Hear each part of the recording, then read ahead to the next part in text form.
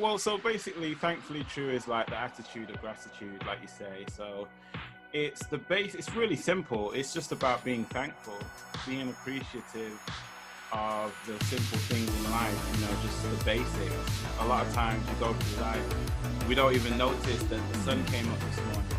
You know, we didn't notice that we woke up okay this morning. You know, we don't notice that we got clothes, we got food this morning. You know, it's just about being thankful for those things, and as you focus on those things that you're grateful for, there's an amazing thing that happens where you get more. Yeah. It's like a universal law. It's like, what are you focusing on? Are you focusing on the debts, bills, the rent due, or are you focusing on making more money or business ideas, opportunities?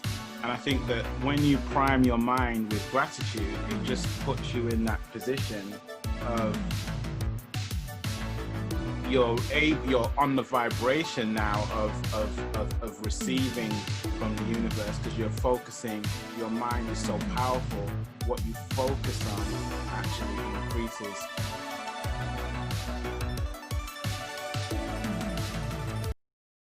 Mark Roberts is a photographer and videographer, and together with his family have an inspirational and conscientious family channel on YouTube. Thankfully True is the attitude of gratitude. It is the only way to truly be wealthy while living on this planet. Inner peace is what brings increase, according to Mark. What an interesting statement. I mean, that says a lot there, doesn't it? Yeah. Gratitude is the only attitude that we need to have. So tell us a bit about what Thankfully True is, in your own words, and where the idea came from, and also what you plan to do with it. Well, so basically, Thankfully True is like the attitude of gratitude, like you say. So it's the base. It's really simple. It's just about being thankful, being appreciative of the simple things in life, you know, just the basics. A lot of times we go through life, we don't even notice that the sun came up this morning. You know, we didn't notice that we woke up okay this morning. You know, we don't notice that we got clothes or we got food this morning. You know, it's just about being thankful for those things. And as you focus on those things that you're grateful for, there's an amazing thing that happens where you get more. Yeah. It's like a universal law. It's like, what are you focusing on? Are you focusing on the debts, the bills, the rent due, or are you focusing on making more money or business ideas, opportunities? And I think that when you prime your mind with gratitude, it just puts you in that position of you're on the vibration now of receiving from the universe, because you're focusing, your mind is so powerful, what you focus on actually increases. And yeah, that's what the basic, and it's introducing that into families and gratitude and being thankful. It's just it's been a very powerful tool for me over the years in my life, gratitude. Okay, that's and where did that come from? Was that something that was taught to you? How did you come about the attitude of gratitude? Well, I mean, I've got a church background. Yes, I've been to church I went to church for about 15 years. So yeah. I understand about appreciating God, and the times where I felt the most energized, the most focused, the most at peace with myself is when I've been in gratitude, when I've, and it's not about what God you believe in. It's just the mentality and the focus. When I used to pray every morning and just give thanks, I had a big list of things that I had gratitude for, and those things manifest, and it manifests in you in terms of your personality, in terms of how you feel about yourself as well. So I just think in this time as well, with so much anxiety going around, the perfect antidote is gratitude. It just reduces it a little bit. Definitely agree with that. Yeah. It's, you know, you and your family, you've had the finger on the pulse all throughout this whole pandemic. And also, you know, you've been ahead of the game. You've been ahead of everybody in terms of homeschooling your children. You know, the things that you guys have been doing. You eat organically. You know, you've got a great diet, very healthy family. Um, what advice can you give to other families who are trying to adjust and also maybe change their lifestyles to something a bit more healthy and natural? Well, yeah, I can obviously say, yeah, we have known for a while that the consumption of meat has been something that's been a problem on the planet for a long time. And it's no coincidence that COVID-19 has been related to, you know, obviously it's not been confirmed. I'm not saying it is definitely, but there's lots of rumors about the fact that maybe it has come from the consumption of animals. So we've known this for a while, that meat consumption is bad for the planet, it's bad for your body. Now, that doesn't mean to say that I'm bashing everyone with a stick, saying everyone has to be vegan now. You know, I'm not really saying that. I've never been like that. I'm not a vegan snob, because I ate meat for a very long time. And there were times when I was healthy then as well. And, you know, so it's not a case of bashing people over the head, no way. But there are simple things that you can do that can improve your health. And one is just like eating more vegetables, eating more fruit, trying consume your fruit as natural as possible. So reducing it to, you know, the less processed, the better, basically. So when you look at, you know, obviously tinned food, frozen food, you know, it's not the greatest. I think the best form of nourishment is when you get it more as natural as possible. So, you know, tips I would say is just try and eat more fruit, more vegetables. If you are eating meat, try not to eat it every day.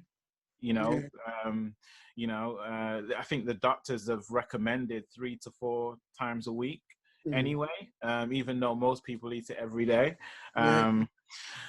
So just things like that. And obviously, And the carbon produced obviously from meat as well, from cows and so on, it's not helpful. So I mean, it's it's a bit funny how, you know, processed food is actually a lot cheaper and it's so easy to buy, it's so convenient. But then buying organic, natural food, especially fruit and veg, is very expensive. How can people get that balance right? And where's the best places to shop? You know, what tips can you give? What does your family do? How do you get around that? Because it can be very expensive buying fruit and veg, especially the organic ones. Yeah, a lot of people say that, and I do understand that argument.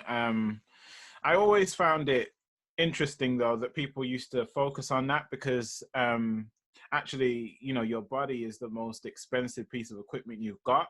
And to invest in that is actually the best thing you could ever do, because your body is so powerful, and the vibrations, like we were talking before, that it lets out are so amazing that it's really worth investing in.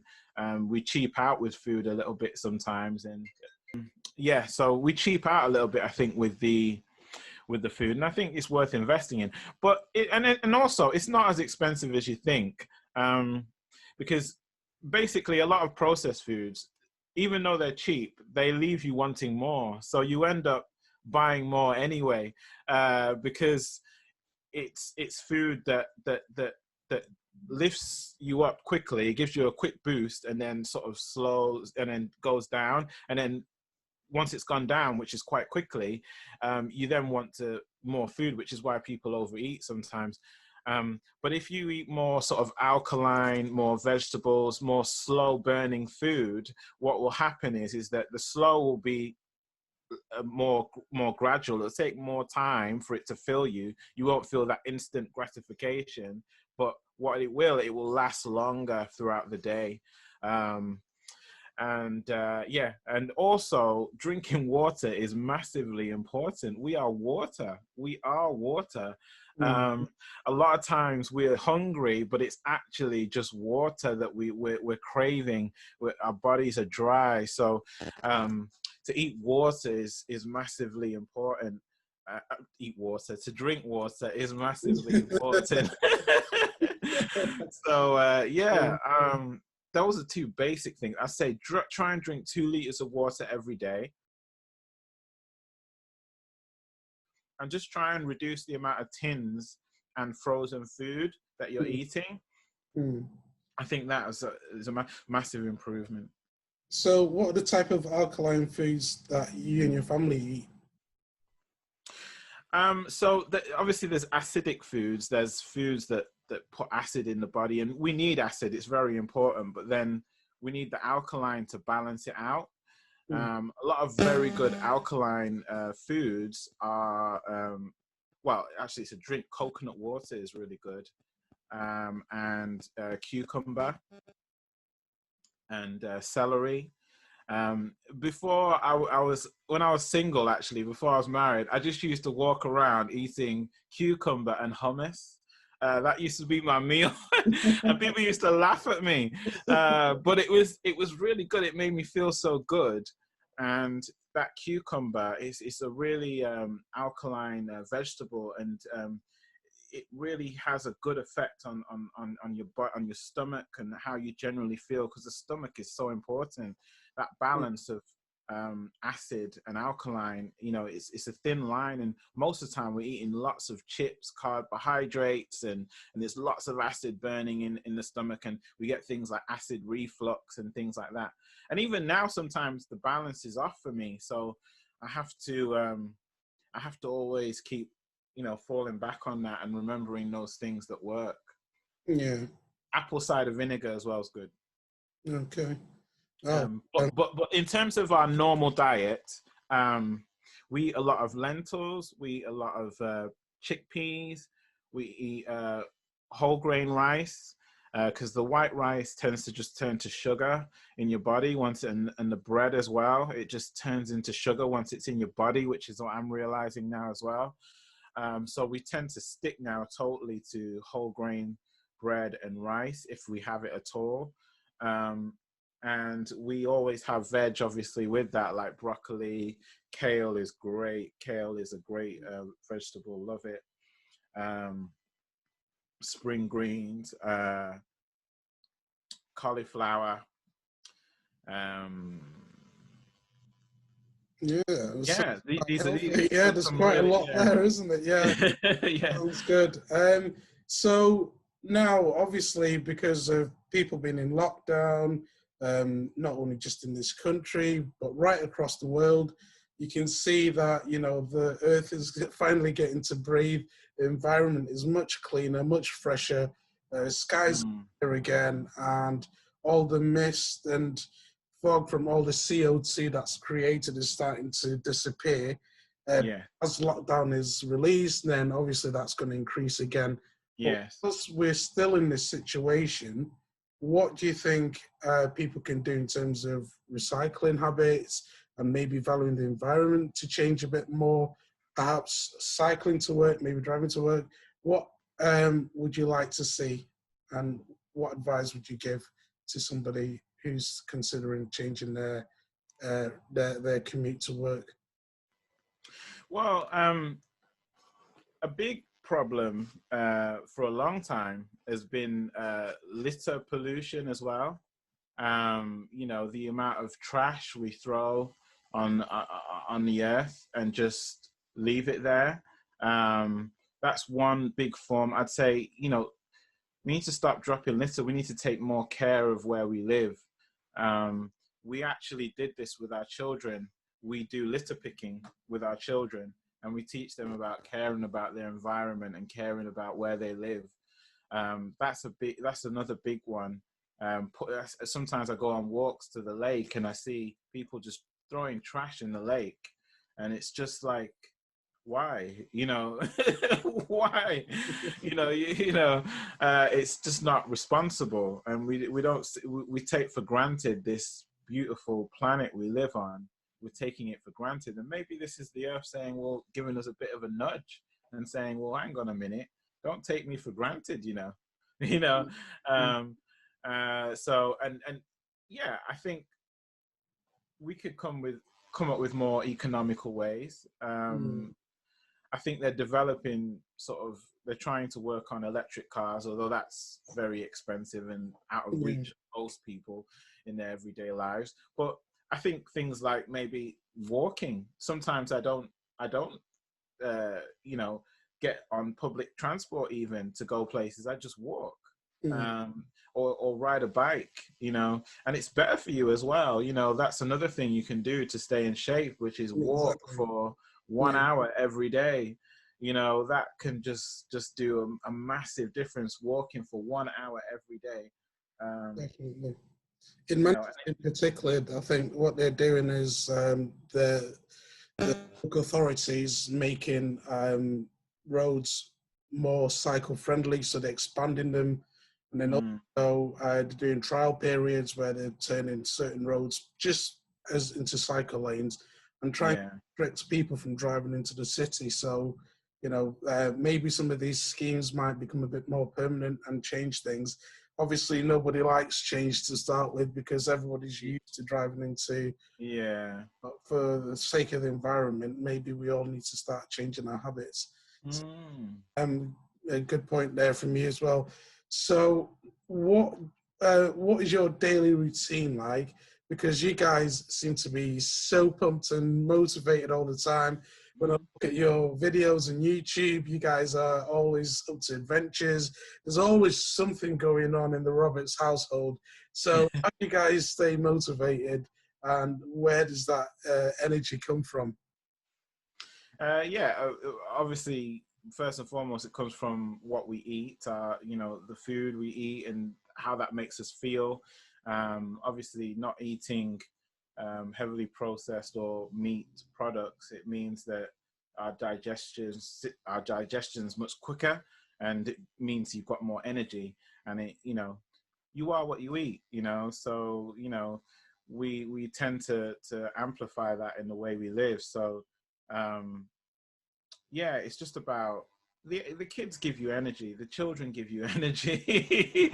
When you see their smiles and their energy and the way they go about things, that gives you energy too. It makes you want to do something, or that's my motivation at the moment. It's they inspire me. But yeah, I mean, and exercise as well, just walking, like I was saying, being active, eating healthy. These things will all keep you energized, and being grateful.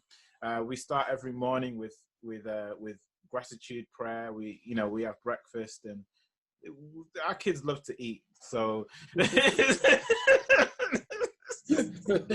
so they're so cute. They actually say prayers before everything now. It's like before they brush their teeth. I was like, why are you praying now? But they just like the idea of giving thanks and stuff, which is great. It's really caught on them, and that's quite a new thing we've introduced, to be honest with you. But just that gratitude in the morning just sets them up to enjoy their day. Thank you for an amazing day. You're living as if you act as if how you want to feel, and receive those things before they've come that you want to come. Yeah, that's it. So what are the plans for the future? So basically, in the immediate future, we have basically a TV. I'm okay to talk about it now, which is a relief, actually, because this has been going on for about a year, and it's been really, it's been really, really tough, because basically we're part of a nationwide TV show called Britain's Best Parents, and yeah, we were selected to do it, which was amazing. And it was, we were the first, you know, out of, I don't know, God, how many people, there's only 12 families that got in. So we got in, and yeah, so that's due to screen on the 28th of May. So that starts on the 28th of May. Our actual episode is on the 18th of June. So basically we're there as vegan parents. So we're showcasing everything I've been talking about as a parenting style. And that is something that we're really excited about. Yeah, it's basically, I don't want to spoil it for anyone. But yeah, we're basically, it's a nationwide debate. And it's going to be right after we do the NHS clap. For the NHS, and it's going to be on Channel 4.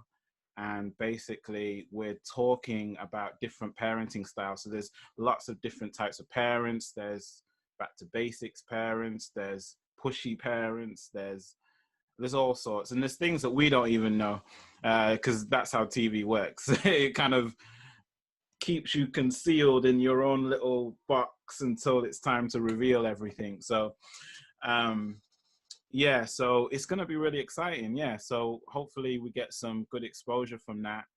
We're trying to grow our YouTube channel, which is Thankfullytrue, as we've already mentioned. And yeah, if anyone wants to hear more of what we're talking about, then obviously subscribe. We post videos weekly. We're going to probably increase that soon. But on, you know, look into the future, I can see books, I can see parenting style videos, in terms of courses, like online courses.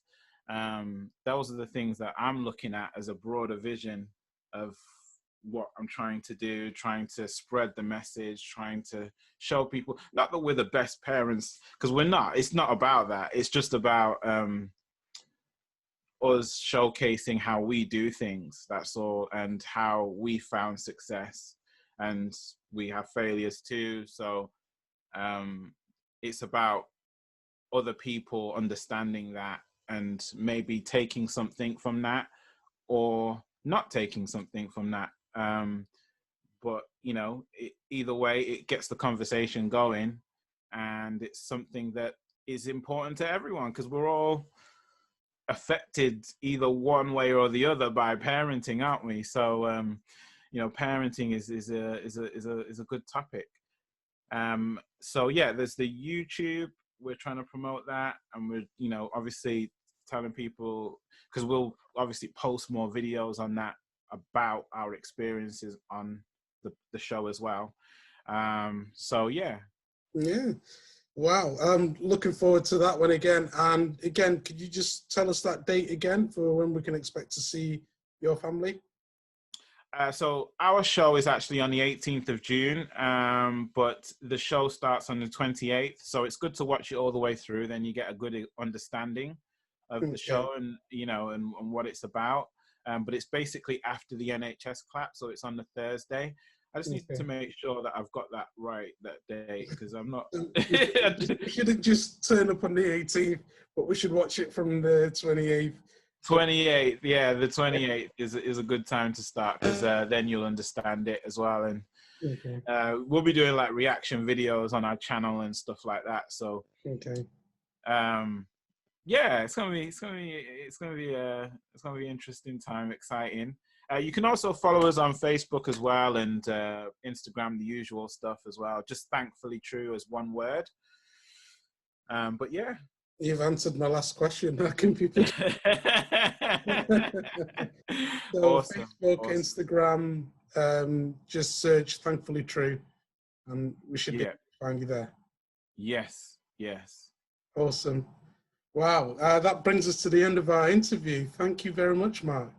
No problem. Thanks, Amos. I just want to finish off by just saying, you know, again, thank you for taking the time to come to and sit down, talk to us, explain to us how important the attitude of gratitude is, and also just by demonstrating not just saying it, but taking action and showing us how it's done with your family. You know, the way you guys eat, you eat very well, you eat healthy, balanced life, and, you know, diet and everything. You teach your children to recycle, to respect and love the environment. You know, you lead by example.